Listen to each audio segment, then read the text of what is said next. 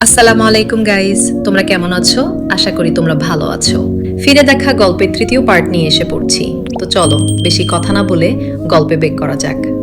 একজন senior professor এগিয়ে এসে বললেন, অনন্যা, আমি তো বিশ্বাসই করতে পারছি না তুমি আরিশ খন্দকারের স্ত্রী। আমি বিনীত হেসে বললাম, জি স্যার। তিনি মাথা নেড়ে বললেন, তোমাকে আমি সবসময় ব্রিলিয়ান্ট স্টুডেন্ট মনে করতাম। পেছন থেকে কেউ খুব আস্তে বলল, রাফসান তো বলতো অনন্যা সংসার ছাড়া কিছু বোঝে না। আরেকজন ফিস ফিস করলো, আমার মনে হয় উল্টোটা সত্যি ছিল। মানুষ খুব অদ্ভুত। সত্য জানার আগে তারা গল্পে বিশ্বাস করে, আর সত্য জানার পর এমন ভাব করে যেন তারা শুরু থেকেই সব বুঝতো। আমি দেখলাম রাফসান দূর থেকে আমাদের লক্ষ্য করছে। তার হাতে ধরা গ্লাস প্রায় অর্ধেক খালি। সে হঠাৎ এগিয়ে এলো। মিস্টার খন্দকার, সে কৃত্রিম হাসি দিয়ে বলল, আমি আসলে অনেকদিন ধরেই আপনার সাথে একটা মিটিং সেট করার চেষ্টা করছিলাম। আরিশ ভদ্রভাবে তাকালেন। ও আচ্ছা, আমাদের কোম্পানি একটা রিয়েল এস্টেট প্রজেক্টে কাজ করছে। যদি আপনার গ্রুপ ইনভেস্ট করত। আরিশ বলল, রাফসান। আমি অবাক হয়ে তাকালাম। আরিশ তাকে প্রথমবার নাম ধরে ডাকলেন। তিনি শান্ত স্বরে বললেন, আজকে আমি এখানে বিজনেসের জন্য আসিনি। চারপাশে দাঁড়িয়ে থাকা মানুষজন নিঃশব্দে পুরো দৃশ্যটা উপভোগ করছিল। রাফসানের মুখে অস্বস্তির ছায়া ফুটে উঠল। অবশ্যই আমি শুধু। তবে আরিশ এবার গ্লাসটা নামিয়ে রাখলেন। আপনার কোম্পানির নাম আমি চিনি।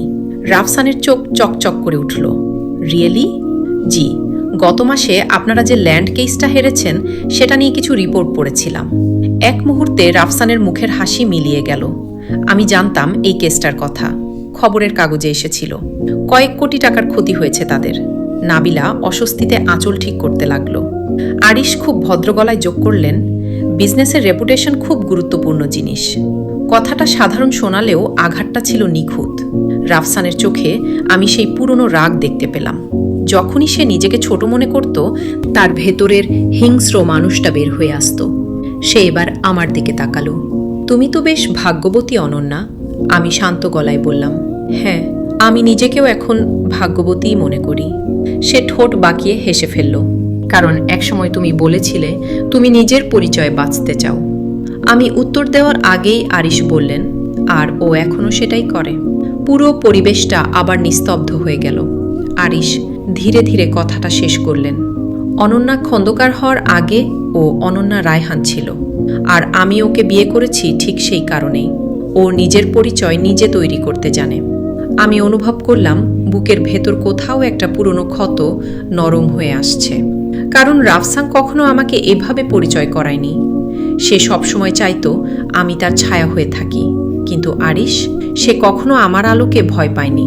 হঠাৎ একজন ওয়েটার দৌড়ে এসে রাফসানের হাতে একটা ফাইল দিল। স্যার, জরুরি কুরিয়ার এসেছে।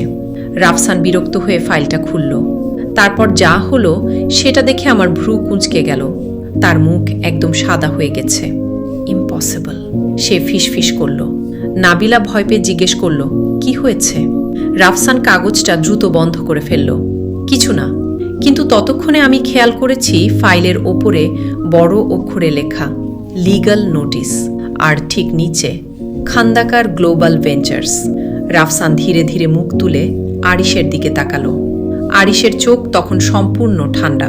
তিনি শুধু একটা কথাই বললেন, আমার স্ত্রীকে অপমান করার অভ্যাসটা আপনার খুব পুরনো মিস্টার আহমেদ। কিন্তু দুর্ভাগ্যজনক ব্যাপার হলো এখন আর অনন্যা একা না। হলরুমের বাতাসটা হঠাৎ ভারী হয়ে উঠল। রাফসান স্থির চোখে আরিশের দিকে তাকিয়ে আছে। তার হাতে ধরা ফাইলটা সামান্য কাঁপছে। আশেপাশের মানুষজন বুঝতে পারছে এখানে শুধু পুরনো প্রেম বা ডিভোর্সের গল্প তো চলছে না, এর চেয়েও বড় কিছু আছে। নাবিলা ধীরে ধীরে বলল, রাফসান, কি হয়েছে? রাফসান দাঁত চেপে উত্তর দিল, ইটস এ বিজনেস ম্যাটার।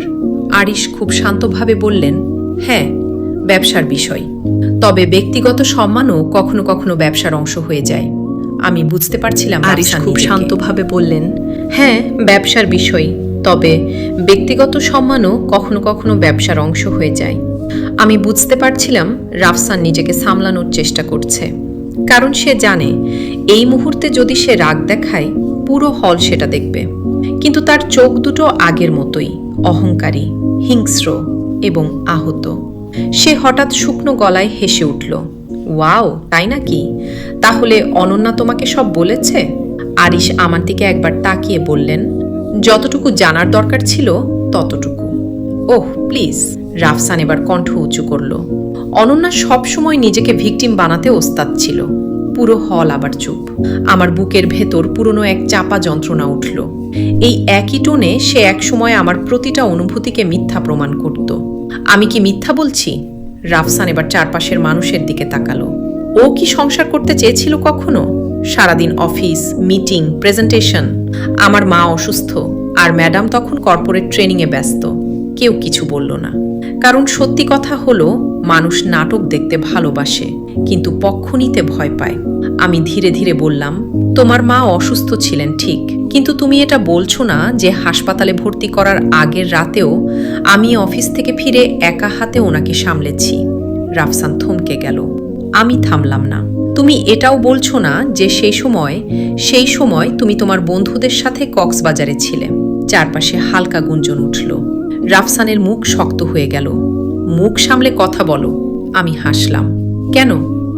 সত্যি শুনতে খারাপ লাগছে? নাবিলা এবার ধীরে ধীরে রাফসানের দিকে তাকালো। তার চোখে প্রথমবারের মতো সন্দেহ। আরিশ কিছু বলছিলেন না, শুধু আমার পাশে দাঁড়িয়েছিলেন, আর এই পাশে থাকাটাই যথেষ্ট ছিল। রাফসান হঠাৎ তাচ্ছিল্যের হাসি দিল। তুমি ভাবছো তুমি জিতে গেছো কারণ তুমি বড় লোক কাউকে বিয়ে করেছো? আমি এবার পুরোপুরি তার দিকে ঘুরলাম। না রাফসান, আমি জিতেছি সেই দিন তোমার বাড়ি থেকে বেরিয়ে এসে নিজেকে সম্মান করতে শিখেছিলাম। পুরো হল নিস্তব্ধ। আমি জানি এই কথাটা ওকে আঘাত করেছে, কারণ আমার কান্না, হাহাকার, অসহায় এসব দেখেই কেউ অসুস্থ ছিল, আমার আত্মসম্মান নয়। ঠিক তখনই রাফি পরিবেশ হালকা করার চেষ্টা করলেন। আচ্ছা আচ্ছা, সবাই প্লিজ ডিনারের দিকে চলুন। মানুষজন ধীরে ধীরে নড়ল, কিন্তু কারো চোখে খাবারের আগ্রহই নেই। সবাই এখন এই গল্প শেষ করতে চায়। আমি হাঁটতে শুরু করতেই নাবিলা আচমকা আমার সামনে এসে দাঁড়ালো। 1 মিনিট। তার গলা কাঁপছিল। সে খুব আস্তে আস্তে জিজ্ঞেস করল, আপনি কি সত্যি ডিভোর্সের পর একা ছিলেন?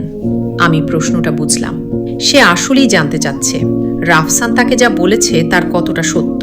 আমি শান্ত গলায় বললাম, হ্যাঁ, অনেক দিন একা ছিলাম। সে আরিশের দিকে তাকিয়ে বলল, তাহলে উনি? আমার ঠোঁটে ছোট্ট হাসি ফুটল। যদি নেক্সট পার্ট চাও তাহলে কমেন্ট করো গাইস। সো সবাই ভালো থেকো। আল্লাহ হাফেজ।